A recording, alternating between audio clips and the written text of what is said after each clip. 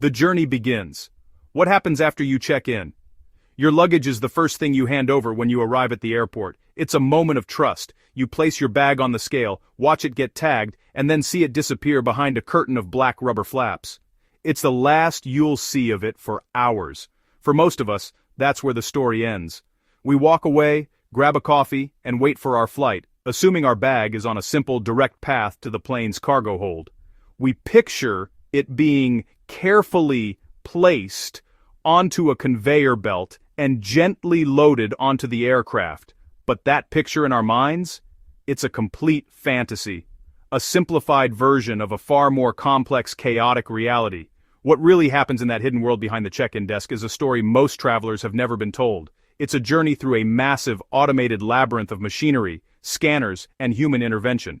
Between the moment your bag vanishes from sight and the moment it hopefully reappears on the baggage carousel, something happens. It's a process filled with secrets, shortcuts, and systemic flaws. Things airlines don't want you to see. They certainly don't want you to even know about them, because if you did, you'd start asking questions they don't want to answer. You'd question the fees, the delays, and the mysterious damages that seem to happen out of nowhere. This journey isn't just a physical one for your bag, it's a financial one for the airline. Every suitcase represents a data point in a massive profit-driven equation. The weight, the size, the destination, the time you checked in.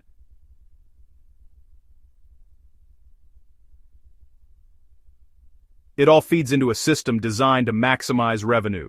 The rules seem straightforward, but they are intentionally complex, filled with loopholes and exceptions that benefit the airline, not you.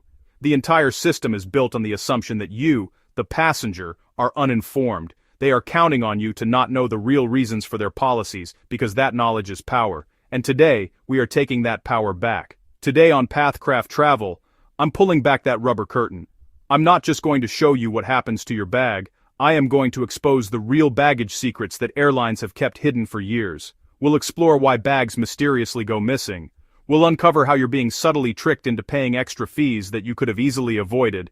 And most importantly, I'll share what the baggage handlers themselves, the people on the front lines, wish you knew before you ever checked in. This is the stuff they can't tell you, the stuff that could get them in trouble. But it's the stuff you need to hear.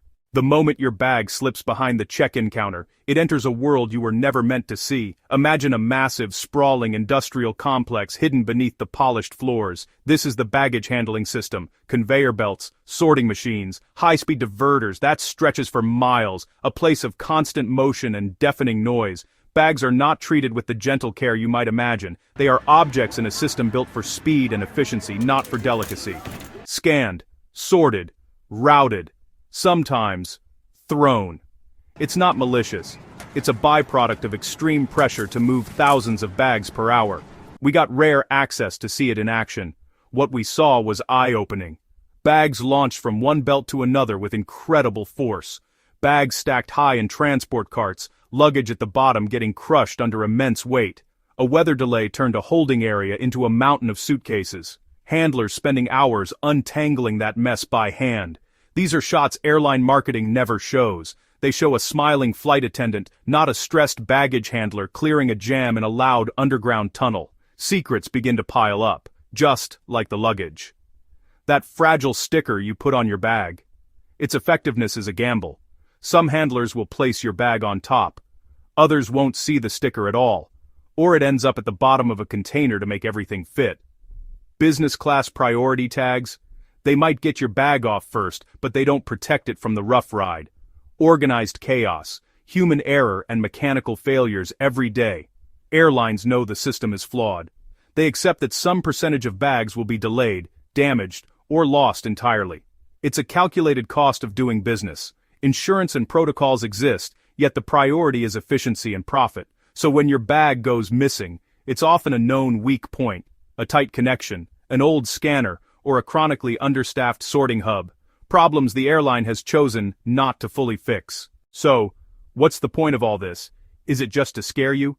To make you never want to check a bag again? Absolutely not. The point is to arm you with knowledge, because once you understand the system, you can learn how to navigate it. You can protect your belongings, save your money, and take back control of your travel experience. Stick with me for the next hour. Once you learn these secrets, you will never travel the same way again. This isn't just about packing cubes or using a luggage scale. This is about understanding the game so you can play it to your advantage. We are going deep, not a top 10 list. We're doing a deep dive investigation. First, money. Why airlines started charging baggage fees. How those fees became a multi-billion-dollar profit center. And why weight limits aren't really about safety. How airlines manipulate pricing, for example, time of day, and how 1 kilo can cost you hundreds at check-in. Next, hidden rules.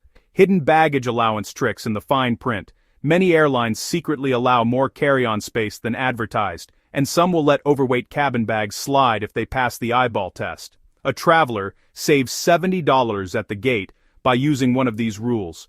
Gate agents often have more discretion than policy suggests. Finally, baggage handlers. Interviews with former and current handlers, anonymously. What really happens on the ramp. Why bags get tossed. Which stickers actually help. And why bags get lost. Shocking reveal.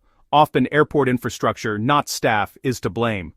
Pro tips that decide whether your bag arrives with you or ends up in another country. This video is more than just an expose, it's a toolkit. It's your guide to becoming a smarter, more prepared traveler. The secrets we're about to uncover aren't just interesting trivia, they are actionable intelligence. Every chapter of this deep dive is designed to give you practical strategies that you can use on your very next trip. By the time we're done, you'll know how to avoid surprise fees, how to pack to minimize the risk of delays, and how to protect your luggage from the harsh realities of the baggage system. You'll no longer be at the mercy of confusing policies and hidden charges. You will be in control. Think of this as your personal masterclass in airline baggage. We'll demystify the entire process, from the moment you pack your bag at home to the moment you retrieve it at your destination. We'll cover everything.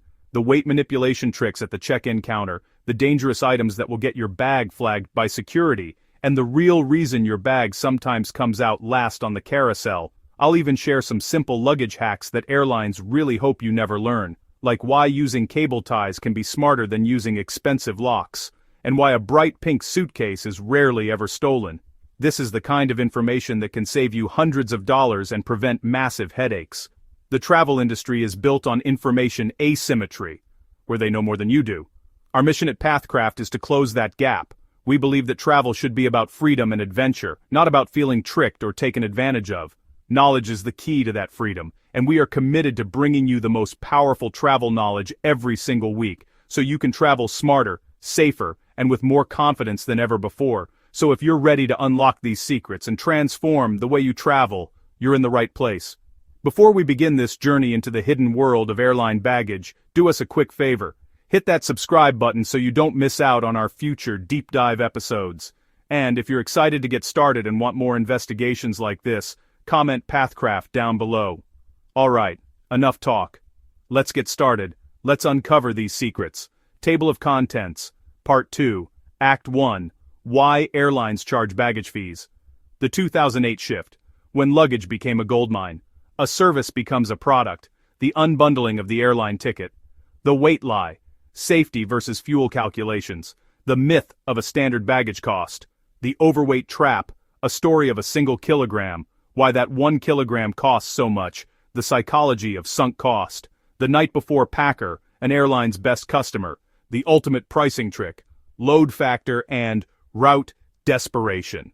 To truly understand why you're paying so much for your bags, we need to go back in time. Before 2008, the world of air travel was completely different. Checking a bag, even two, was considered a fundamental part of the service, like the seat you were sitting in, or the air you were breathing. Luggage was a logistical necessity for the airline, not a revenue opportunity. It was a cost of doing business, factored into the overall price of your ticket. Airlines competed on service, schedules, and the quality of their onboard experience. Baggage was just part of the package deal. Then, the 2008 global financial crisis hit. The world economy buckled, and the airline industry was thrown into a tailspin.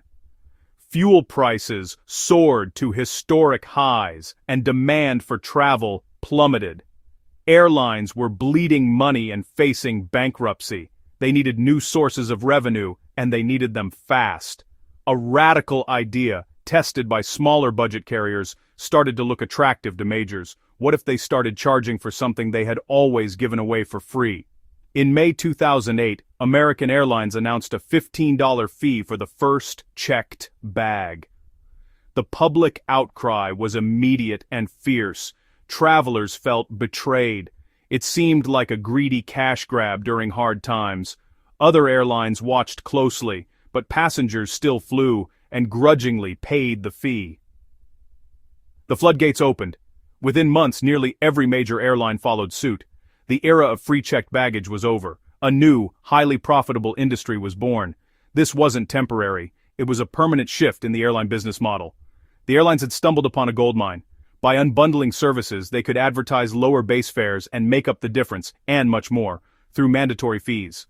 Luggage became a product to be sold, and travelers, with no other choice, became a captive market. The 2008 crisis wasn't the cause. It was the excuse they needed to change the game forever.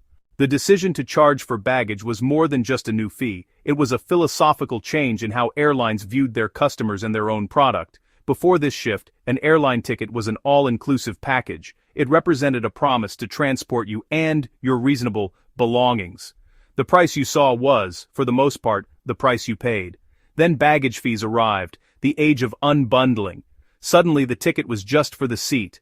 Everything else became optional. Your bag, choosing your seat, a snack on the plane, all became separate add-ons for sale.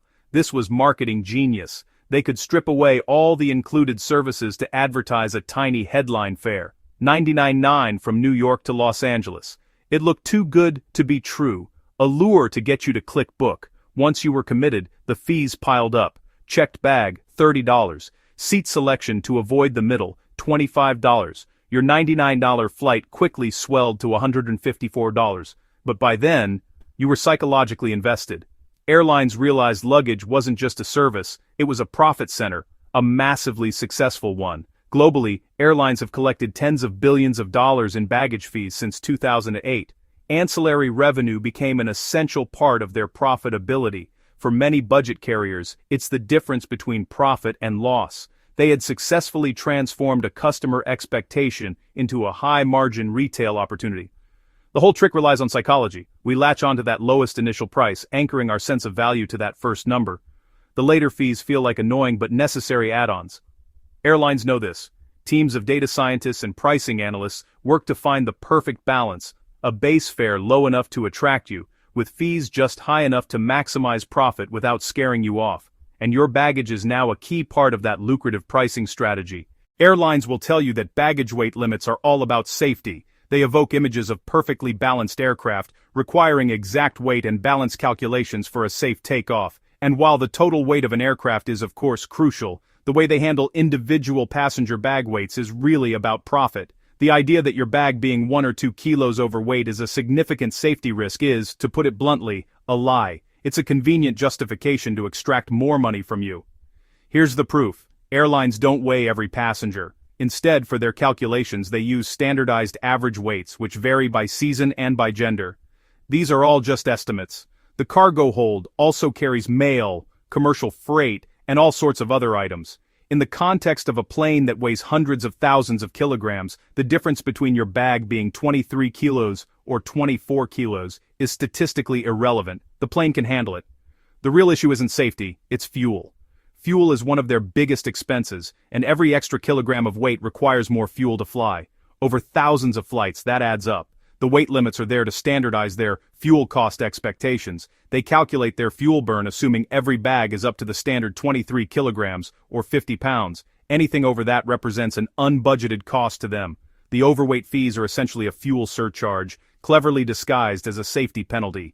And by framing it as a safety issue, they create a sense of non-negotiable urgency at the check-in counter, setting a fee that is punitively high to act as both a deterrent and a source of revenue.